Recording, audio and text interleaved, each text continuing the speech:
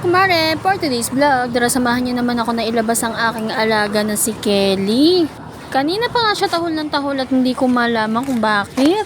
Napansin ko nga na nakatingin siya sa akin at naalala ko nga ay na hindi pa pala siya nakakapagpupo.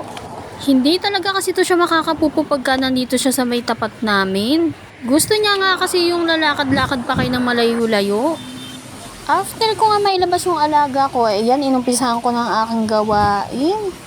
Hindi pa nga kasi ako nakakapag-map kanina pang umaga. Dahil medyo busy nga rin talaga tayo. Dahil nga marami nga tayong ginagawa sa buhay-buhay. Sobrang busy ko nga pati nga yung aking mga tupiin na labahin ay hindi ko na pala nagagawa. Fast forward nga tayo mga kumare dahil nga napakadami pa ng aking gagawin dyan. Mabuti na lang talaga ay nakatapos na ako sa ibaba. At ito na nga lang taas ang aking lilinisin ngayon. Buti na rin talaga ay nakapaglaba na nga ako nung nakaraang araw.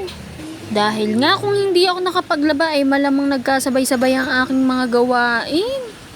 Hindi rin kasi talaga ako makakatulog pagka meron pa akong gagawin. Kaya nga bago ako matulog ay talaga namang iniisip ko pa lahat ng aking gagawin. At sinunod ko na nga pala itong aking mga tupiin. Kung makikita nyo nga ay puro mga kumot nga yan.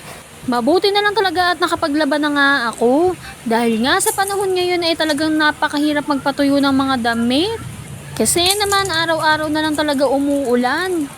Kung hindi ka nga makakapagpatuyo ng damit na maayos ay talaga namang napakabaho. Nakaranas sa ba kayo na naglaba kayo ng napakadami tapos hindi naman pala matutuyo ng maayos? Ang ending nga nun ay talaga namang lalabahan mo pa rin kinabukasan. Dahil nga hindi rin naman talaga masusuot yun dahil napakabaho nga, amoy kulob.